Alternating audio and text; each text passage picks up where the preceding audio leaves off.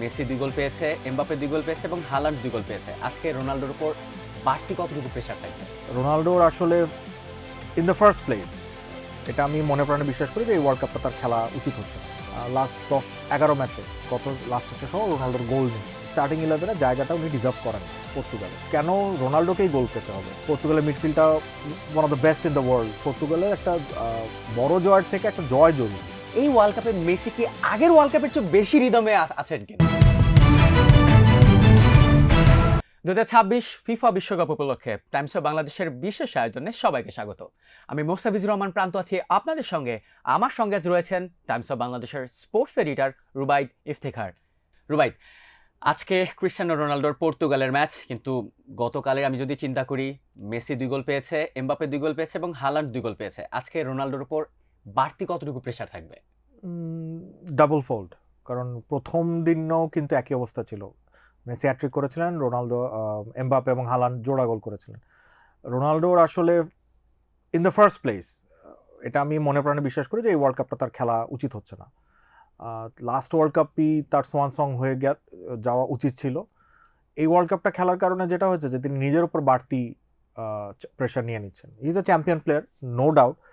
একটা সময় তার গোল্ডেন টাইমস ছিল, সেই টাইমটা তিনি অনেক পেছনে ফেলে এসেছেন। হ্যাঁ, আজকে আমি চাই উজবেকিস্তানের এগেনস্টে উনি গোল করুন, পর্তুগাল ম্যাচটা জিতবে। আমরা জানি যে উজবেকিস্তান কাছকে আমি কোনোভাবে ছোট করছি না, কিন্তু পর্তুগালের টিমের experience, quality and world cup এতবার খেলেছে, আর উজবেকিস্তান এবারই ফার্স্ট খেলছে।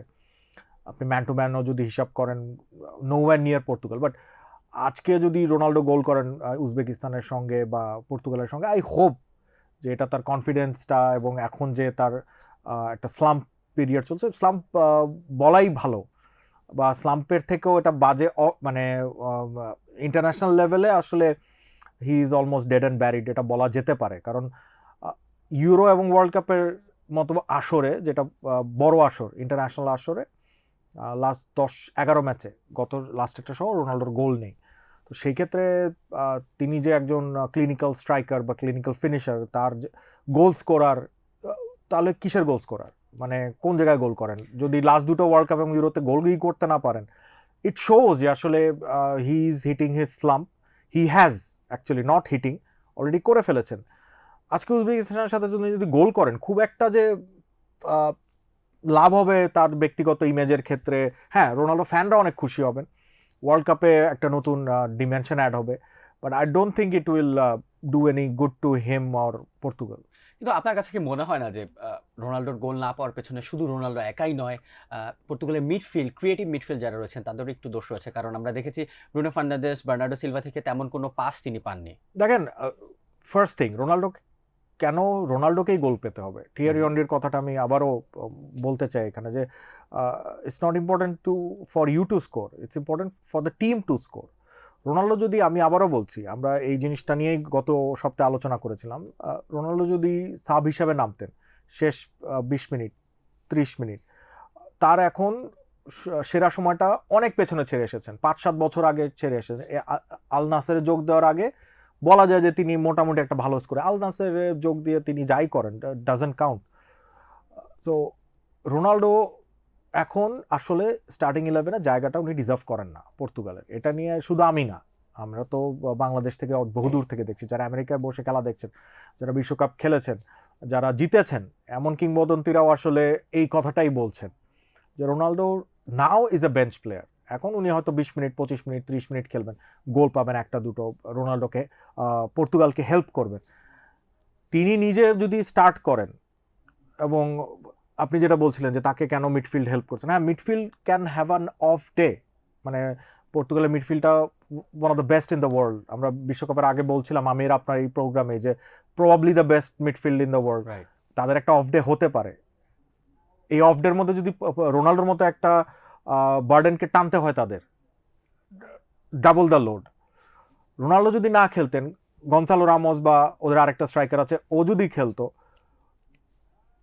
মিডফিল্ডও আসলে ফ্রি খেলতো, যে না, সব বল রোনালদোকে পাস করতে হবে না। কিন্তু সিনারিও কি ঠিক উল্টো হলেও হতে পারতো কিনা, যদি পর্তুগালের মিডফিল্ডাররা রোনালদোকে বল দিত এবং রোনালদো স্কোর করতো, তখন কি এই সিনারিওটা চেঞ্জ দেখেন, হতো কিনা? রোনালদো স্কোর করতো কিনা তার থেকে বড় কথা রোনাল্ডো গোল স্কোরিং ফর্মে আছেন কিনা।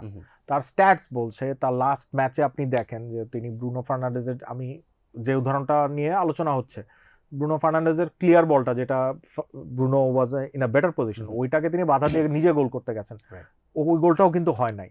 So how can we be so sure যে আপনি যে এই যে ফর্মে আছে রোনাল্ডো, তাকে যদি আপনি বল বাড়ান, বল পাস করেন, সেখান থেকে সে স্কোর করবে? There is no way of saying it.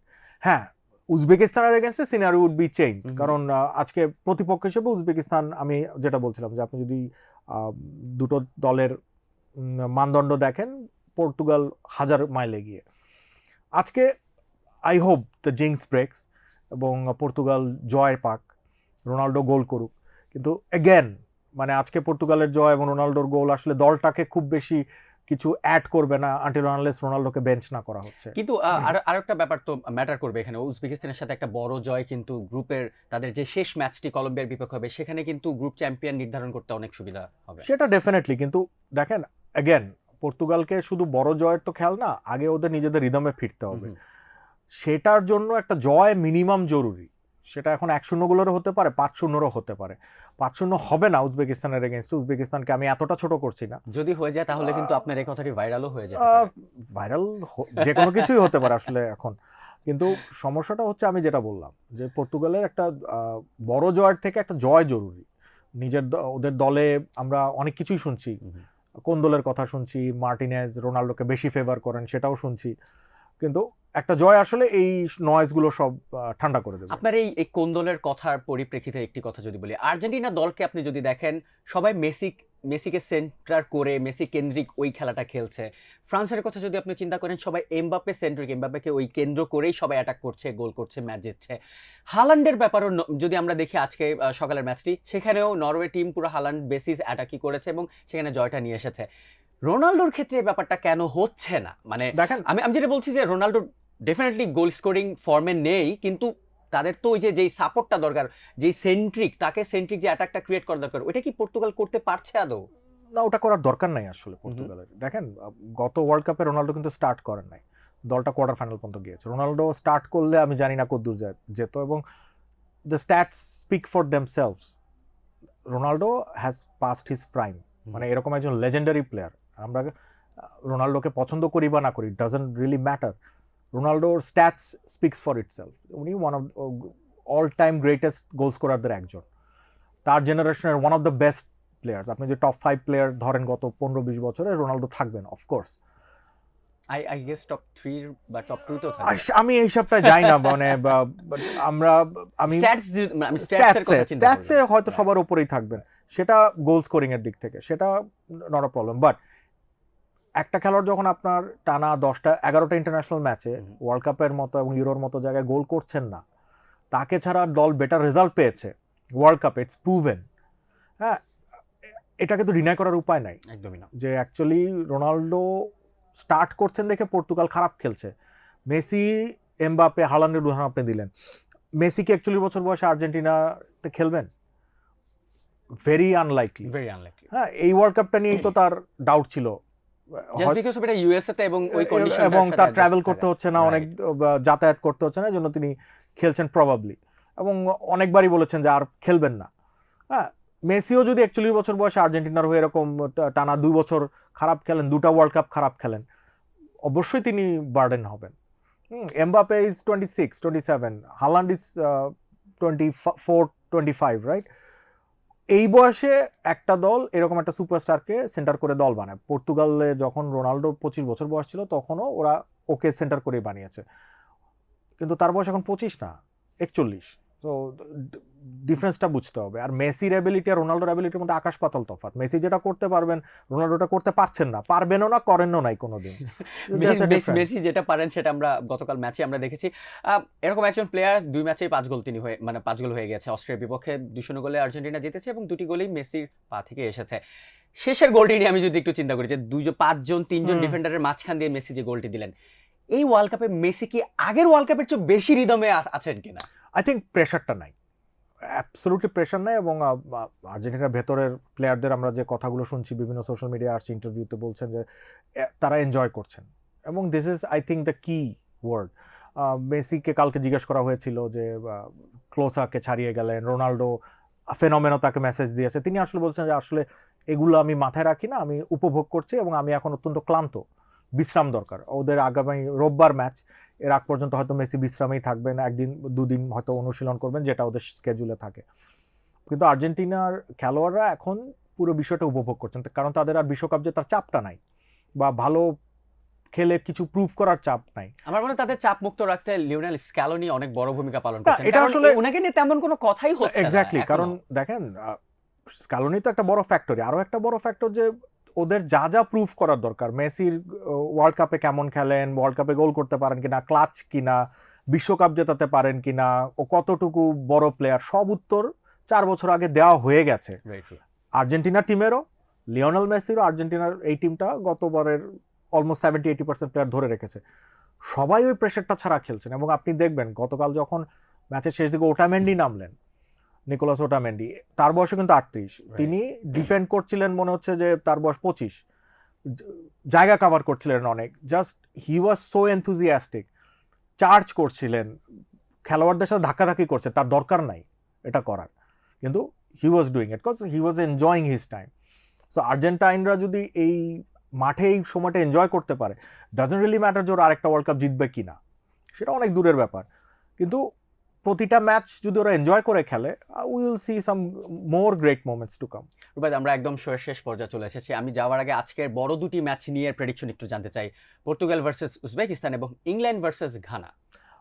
Portugal Uzbekistan, I guess Portugal 2-0 Uzbekistan.